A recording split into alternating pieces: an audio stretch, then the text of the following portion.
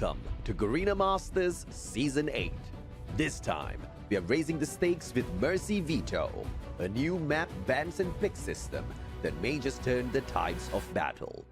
Veto gives losing teams a chance to influence map selection, making matches more competitive and comebacks more possible than ever. Let's go over the best of 3 Veto process. The winner of the coin flip decides if they want to be Team 1 or Team 2. Team 1 bans 2 maps from the hardpoint map pool.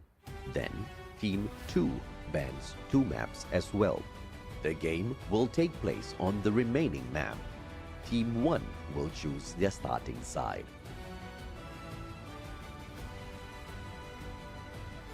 For Search and Destroy, each team bans 1 map.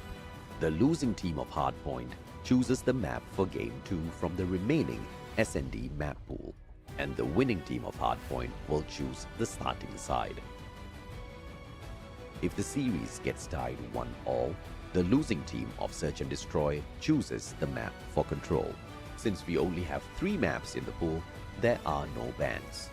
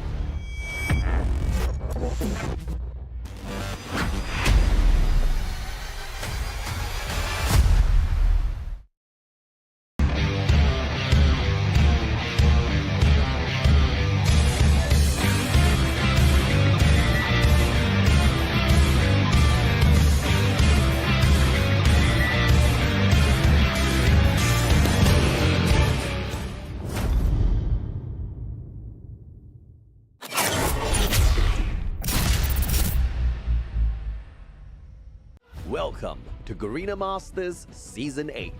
This time, we are raising the stakes with Veto, a new map bans and pick system that may just turn the tides of battle. Veto gives losing teams a chance to influence map selection, making matches more competitive and comebacks more possible than ever. Let's go over the best of 3 Veto process. The winner of the coin flip decides if they want to be Team 1 or Team 2. Team 1 bans 2 maps from the hardpoint map pool. Then, Team 2 bans 2 maps as well. The game will take place on the remaining map. Team 1 will choose their starting side. For Search and Destroy, each team bans 1 map. The losing team of Hardpoint chooses the map for Game 2 from the remaining S&D map pool, and the winning team of Hardpoint will choose the starting side. If the series gets tied 1-all, the losing team of Search and Destroy chooses the map for Control. Since we only have 3 maps in the pool, there are no bans. The winning team of S&D will choose the starting side for Control. And that's Veto. More competitive, more comebacks, and more excitement.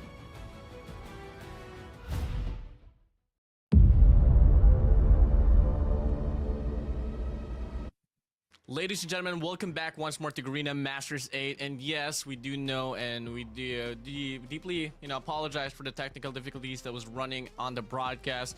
This time in hopes we do get a smoother flow in there and we're not going to be missing out any actions anymore. Yeah, for sure. Now that it's sorted, things are sorted out, let's just focus on what just happened earlier.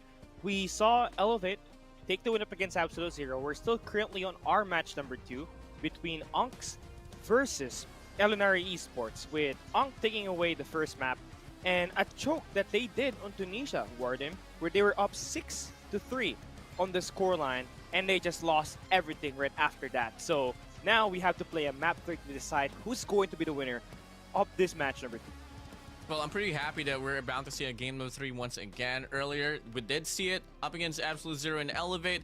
We do get greeted with one here between Unk and Illuminary. That is exactly the action that we tend to see, especially, you know, with the new format for the group stage, where typically we used to get to see, like, what, 12 teams from the Philippines, the rest comes from MYSG. But here, we kept it in one bracket to make sure that the creme de la creme stays in the competition. In addition as well, we have the Mercy Veto, whereas the losing team gets the courtesy to choose map number 2, and whoever loses on that map number 2 gets to choose that map 3 as well. So comeback Scally is bound to happen. Comebacks are bound to happen, that's regardless. Now we take a look at our control veto and see what's up. We were never really able to get a full course of the map yet for this one, right? So we're going to be entering this one for the first time. As you can see at the very bottom, we have match 1 be able to won by Ankh on the Hacienda Hard Point, then Illuminary able to take the match number 2. And it does seem like Ankh, who lost the match number 2, gets to pick the map, and they'll be playing on the Takeoff. And here's the interesting part, Warden. Ankh prefers to choose the attack side over the defending side. So, yeah, that speaks a lot. This might be in favor for Illuminary, knowing the side pick that they just did to start on round number 1. Well, I got a lot of questions in line here, but I gotta save it for later on. As soon enough, we're heading straight towards this game. Once more, if you missed out the action, we were able to see Unk run down Illuminary on that hardpoint Hacienda. You move over towards Tunisia Search and Destroy, which Illuminary came up from a very big struggle there on the middle stage of the game. And now you move over now here towards Control Takeoff, where it is the deciding factor who wins this series here up inside of this game. We take a look at the operator skills here, Cali. We got Annihilators in line here for Rex and Tarx. We get to see a Clop from the side of Chroma. On the other side, it is not going to be a double death machine for sure. I think one of this is going to be a Tempest. But hey, Cali, you can name the operators, but you got to name the player. Who will be the impactful one here for this map? I think we start with the winner of that last map, Illuminary. I feel like Whoopi is going to be a big de facto here, knowing that it's a Takeoff map, Warden.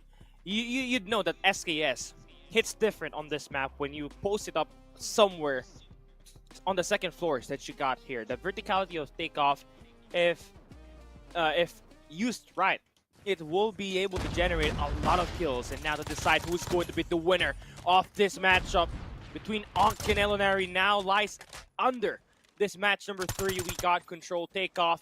First 4 kills go in favor for Ankh as they go in quickly to attack the B side. This is something out of the ordinary because they are not just attacking one flag, they're doing 2 flags, Warden. I haven't really seen a divide and conquer play here from Takeoff Control, but hey, if you can make it work out, especially if you do get the B control point extension, that will be granting you that mid leeway as well. And that's exactly how Ankh is so far sufficient enough to be able to get the capture on the second tick of progress, make it the third as well. Oh wow, interesting. They took the B side capture. Remember, on the Takeoff map, we haven't seen a full capture done yet in the season. And Ankh is in a position where they could possibly do that here. They just need to take care of Risky, who is playing around the staircase. And he's gonna get settled down. 9 lives remaining for Illuminary. And Ankh is not thinking about the kills. They're thinking about the objective.